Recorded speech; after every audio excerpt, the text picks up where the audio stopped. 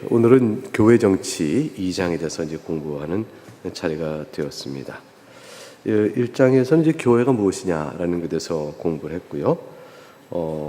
이제 교회가 왜 이렇게 중요한지 그런 내용을 살폈습니다. 오늘은 교회를 예수님께서 다스리신다고 하셨을 때 어떻게 다스리시는지, 교회를 다스리는 주님의 통치 방식에 대한 구체적인 공부를 좀 해나가는 시간이 될 것입니다. 2장의 첫 번째 2장에서 1과 89쪽 1번부터 보도록 하죠. 1과에 보면 예수님은 제목이 재밌죠? 태양이 도는 곳이면 어디에서든지 통치하실 것이라. 이제 이 말은 태양이 도는 거니까 이제 어디든지, 사람이 있는 곳 어느 곳이든지, 우주 만물 어디든지 주님의 통치가 임하지 않는 곳은 없다. 그러니까 하나님의 주권을 이제 표현하고 있는 것이죠.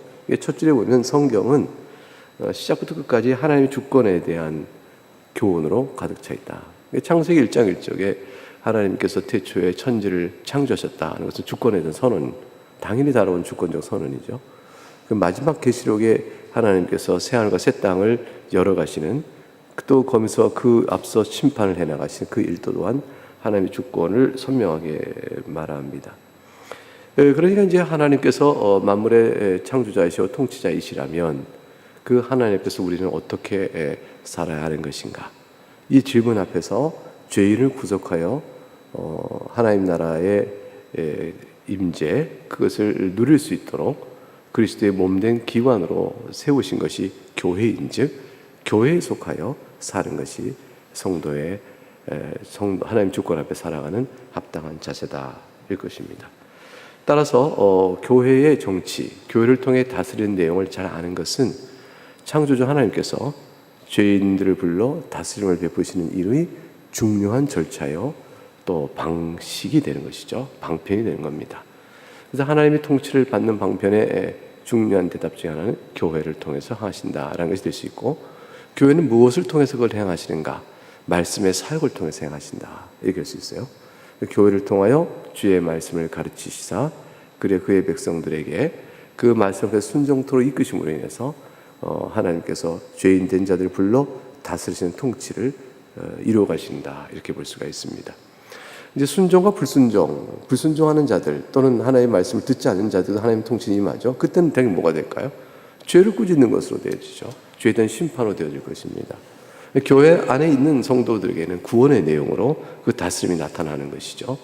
우리가 하나님 앞에서 구원을 받았다 했을 때 구원받은 자로 살아가는 모든 삶의 하나님과의 관계 속에서 누려지는 다양한 경험들, 다양한 손길들은 전부 다 하나님께서 우리를 다스려 가시는 내용들입니다.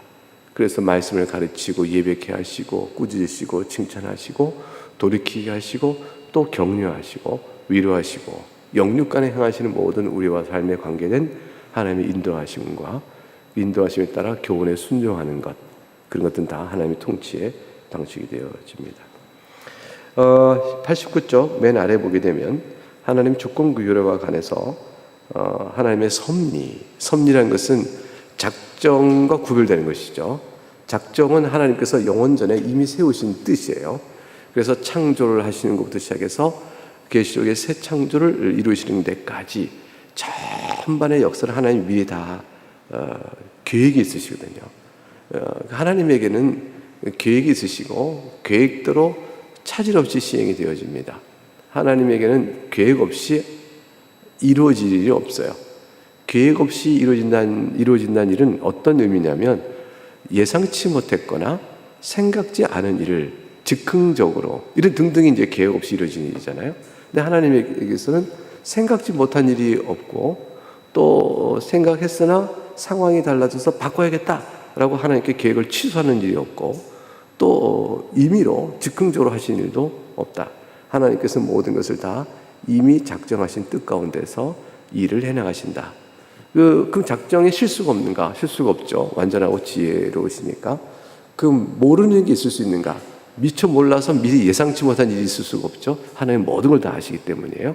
그럼 하나님께서 계획을 세웠으시나 못할 일이 있겠는가? 그런 일 없어요. 왜냐하면 전능하시기 때문이죠. 그 지혜는 완전한 계획을 의미하고, 전지성은 그 완전한 계획 속에 모르는 일이 반영되는 일이 없다는 걸 의미하고, 전능성은 완전한 계획은 반드시 실현된다는 걸 의미하죠. 그래서 하나님의 지혜로움과 전지전능은 영원하심으로 시간을 초월하게 계시죠. 그렇기 때문에 미래 시간을 어떻게 미리 하나님이 아시냐는 말을 할 수가 없어요. 하나님은 시간을 초월해 계신 분이고 시간 속에 함께 계신 분이기 때문에, 따라서 하나님의 작정 속에는 모든 게 이미 완전하게 계획된 일입니다. 섭리란 뭐냐? 그 작정이 시간 안에서 우리가 살아가는 일 가운데 풀어지는 과정들이에요. 하나님 그걸 나타내 보시고 이루어져 가시는 과정이죠. 그걸 하시기 위해서 섭리에는 첫 번째 요소는 이미 만드신 일들을 보존하시는 일이 있어요. 창조하신 일들이 이제 섭리 가운데서 보존되는 일이 있죠. 그 보존되어지고 보존된 것을 하나님께서 모든 일하는 일에 함께 하셔서 목적하신 것, 뜻하신 바대로 나가도록 이끌어 가시는 일이죠. 그 이끌어 가시는 일이 있고 그 가운데 그 하나님의 다스림이 나타난다. 그래서 하나님의 섭리는 하나님께서 작정한 뜻을 실행하시는 하나님의 통치 행위와 결국 같은 의미가 되어집니다. 그래서 89쪽 맨 아래 웨스트민스터 대유령다운 다음과 같이 기술한다 되어 있고, 넘어가서 90쪽에 보게 되면 이렇게 되어 있죠. 하나님의 섭리 사역은 자신의 모든 피조물을 가장 거룩하고 지혜롭고 힘있게 보존하시고 다스리신다. 이 두 개 단어를 기억해야 돼요. 보존하신다, 다스리신다. 다스린다를 통치, 그러면 보존과 통치, 이게 섭리의 두 기둥이죠.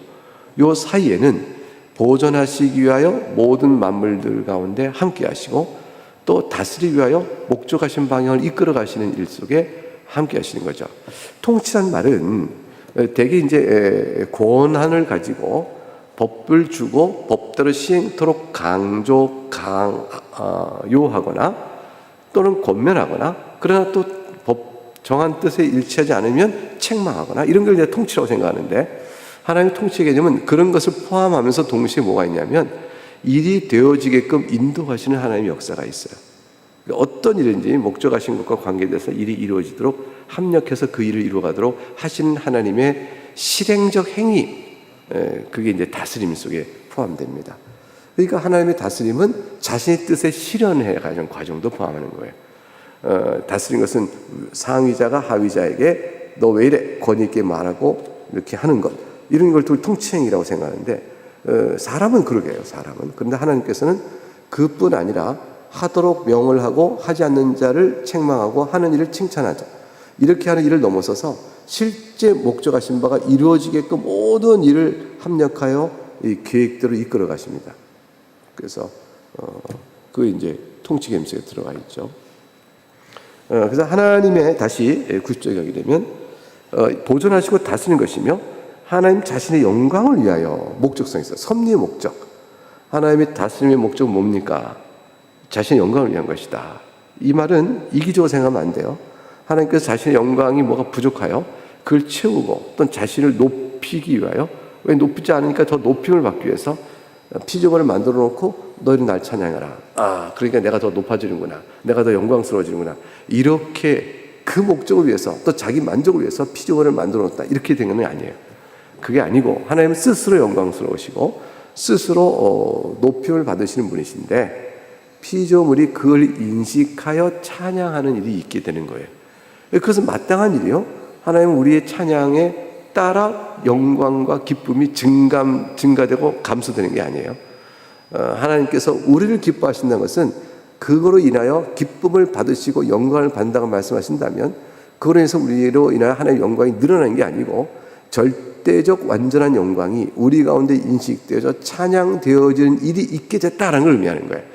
그래서 그 하나님을 찬양해서 우리에게 큰 즐거움이요, 우리의 자랑이요, 우리의 행복이 되어지는 것이죠.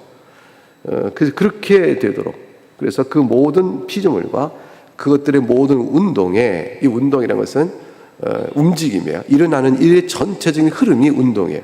이 모든 피조물들 가운데 일어나는 모든 일들의 흐름을 운동, 이렇게 얘기하는 거예요. 그것에 질서를 부여하시는 것이다. 질서를 부여하시는. 질서 부여하는 것은 계획된 거죠. 하나님께서 그 계획의 실현을 목적에 따라 이루어 가십니다.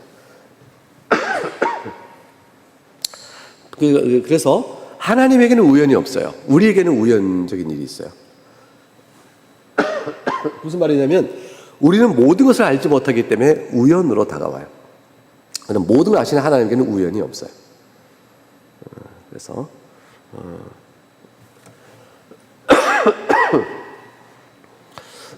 그래서 이제 우리가 인생 살다 보면 당하는 일들이 있죠. 어떤 뭐 계획지 않고 미리 알지 못 당하는 일들은 전부 다 우연이잖아요.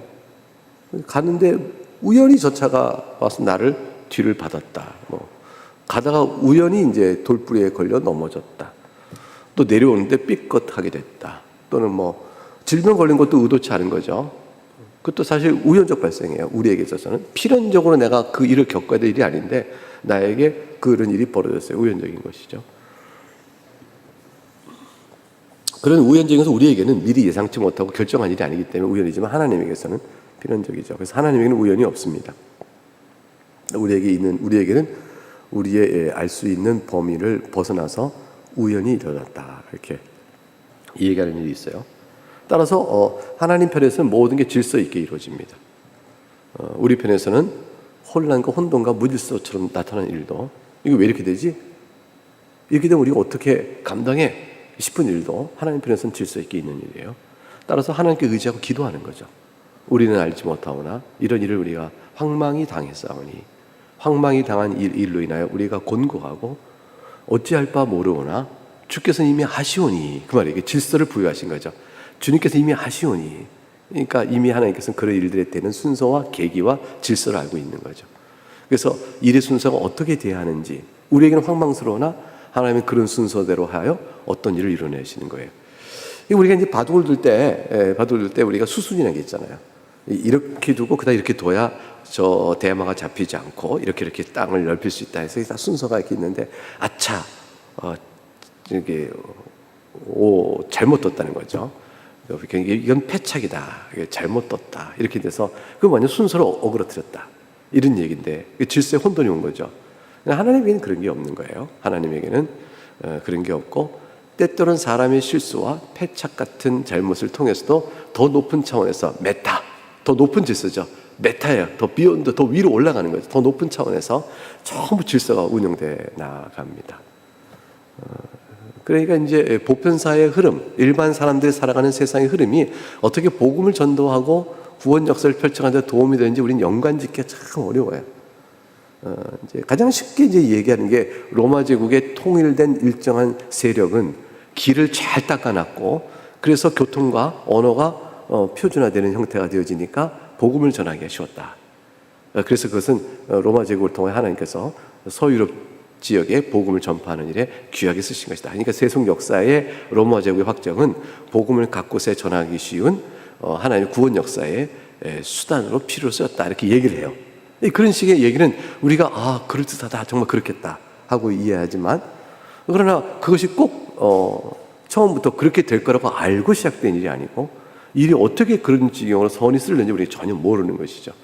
그래서 우리가 섭력할 선을 이루는 것은 다 하나님께서 질서를 부여하여 목적들을 이끌어 가신 일이다. 이렇게 볼 수가 있는 겁니다. 이게 하나님의 섭리에 아주 놀라운 일이죠. 우리 인생 중에 겪는 일을 전부 다 그래요. 그래서 어떤 일이든지 합력의 선을 이루게 될 것입니다. 그 선을 빨리 깨닫는 비결이 있어요. 하나님께서 우리 가운데 행하시는 선한 일에 대한 것을 이렇게 빨리 깨닫는 일, 그 방법을 알려드릴게요. 도대체 이 일은 도대체 무슨 일로 나에게 하나님이 주시는 것이냐 이렇게 질문하고 그럴 때 이게 어떻게 합력할 선을 이루신 질서 안에 있는 일인지를 빨리 아는 법. 그 뭐냐면요, 다 예수 그리스도를 알게 하시는 일이라는 것만 짐작하면 돼요.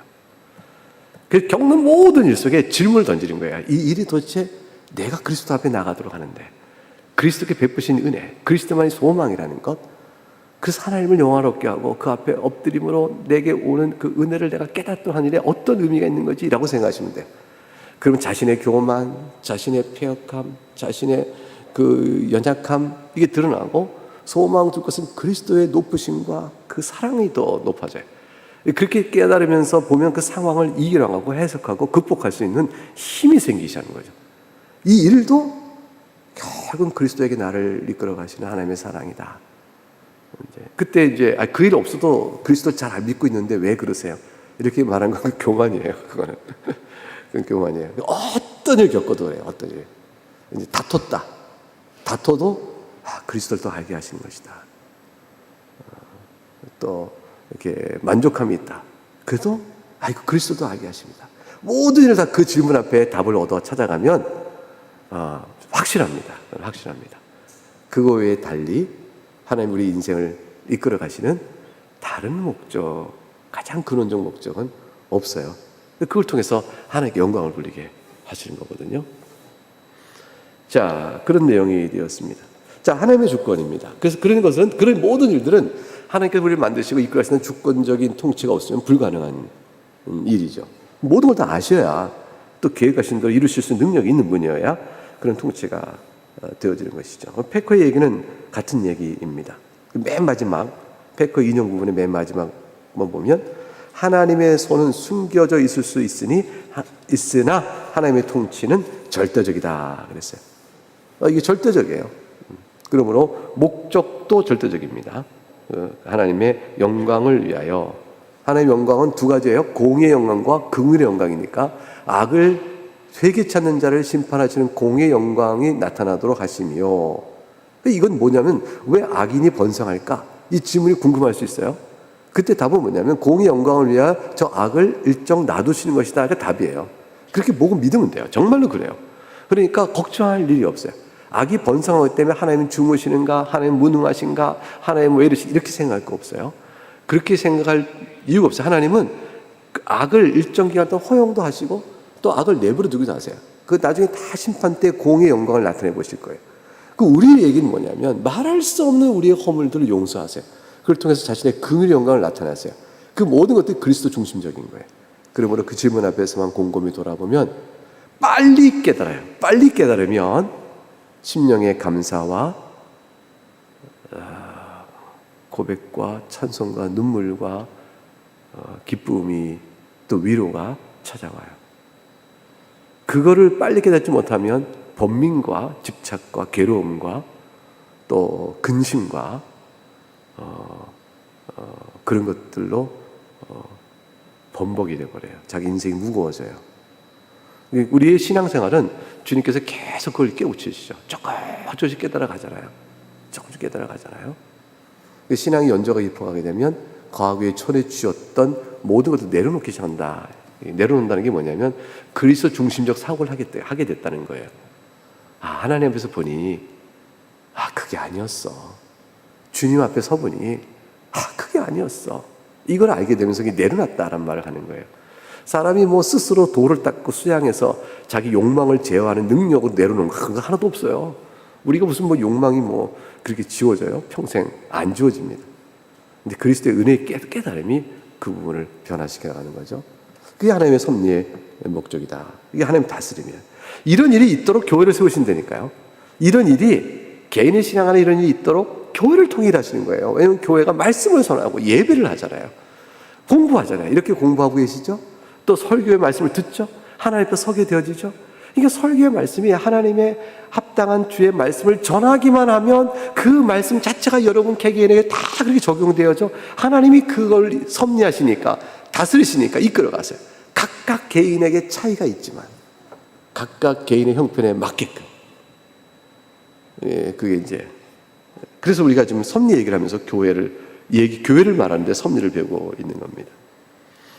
그래서 이제 90쪽 맨 아래 보게 되면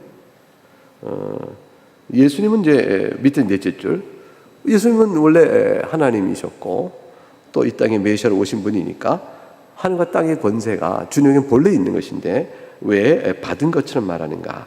그거는 우리를 위한 메시아로서 말씀하시는 것뿐이에요. 그래서 91쪽 가니까 구약 성경에 대한 인용 부분이 쭉 있죠. 그 내용은 쭉 살펴보시기 바랍니다. 넘어가서 92쪽에도 신약 성경에 대한 말씀의 인용이 93쪽까지 쭉 이어져 있습니다.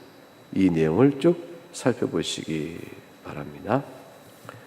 자, 그러면 93쪽에 가서 이제 접재 단락 우리는 예수님이 전에 소유하지 않던 권세 통치력을 가지시면 어떻게 된 것이냐? 그거는 이제 예수님의 통치를 이제 몇 가지 구별을 해봐요, 신학적으로. 하나는 본질적 통치다. 또는 중보적인 통치다. 이렇게 두 개 개념을 나누어 보면, 그러면 이제 소요리 문답을 해설서를 썼던 에브니저 얼스킨 또 제임스 피셔, 이 두 사람이 이 개념을 구분해 줍니다. 유용한 개념 구별이므로 기억해 두는 것은 참 좋습니다. 예수님의 나라는 본질적인 통치의 나라가 있고 중보적 통치의 나라가 있습니다. 본질적 통치의 나라는 절대적 최고 권력이요 성자 하나님으로서 본질적으로 처음부터 하늘과 땅의 모든 권세인 피조물에 대하여 권세를 갖는 걸 의미합니다. 왕권으로 만유를 다스리다. 시편 103편의 말씀이 그것이겠죠 라는 거예요. 그래서 예수님은 성자 하나님의 신성을 가지신 분이므로 창조주세요. 예수님은 성부, 성자, 성령께서 함께 창조하셨죠. 창조주로서 마땅히 온 우주를 다스리는 그의 본질에 합당한 통치 권한을 가지십니다. 그래서 창조주이신 성자 하나님의 본질에 따른 통치 권한이 있으시다라는 것이고, 그분의 중보의 나라는 뭐냐 넘어가면, 중보는 중보자로서 교회에 대해서 갖는 권한입니다. 이 중보자로서의 두 번째 것은 예수님께 속한 본질 통치는 그 내용 보세요. 본질 통치는 예수님께 속한 것이니까 변경불능하지만, 중보적 통치는 두 본성이다. 신성과 인성을 가지신 성육하신 하나님의 아들로서, 즉 그리스도로서 그분께 속한 것입니다 라고 되어 있죠. 이 통치는 변할 수 있으며 커져갈 수 있다. 이 통치는 세상 끝까지 확대될 수 있으나 교회가 그 지배의 핵심입니다. 교회가 이제 점점 많은 곳에 세워지고 교회에 속한 회원이 많을수록 이 중보적 통치의 범위는 넓어지겠죠. 중보 통치는 결국은 어디까지 가냐면 택한 모든 백성들에게까지 미치는 것입니다. 그래서 댐니의 설명을 보게 되면, 교회는 예수님의 직접적인 통치 장소이다. 교회 구성원들이 그분의 시민이다. 우리가 그래요. 그들의 유익을 위하여 그분의 능력은 모두 행사된다. 그러나 그분의 능력은 선하고 악한 모든 인류, 모든 천사, 그리고 자연의 힘까지 확대된다. 이렇게 얘기했습니다. 그 내용은 우리가 이해할 수 있겠죠. 여기까지 오늘 공부하고 2과의 내용부터는 다음 시간에 이어서 하도록 하겠습니다. 잠깐 기도하겠습니다.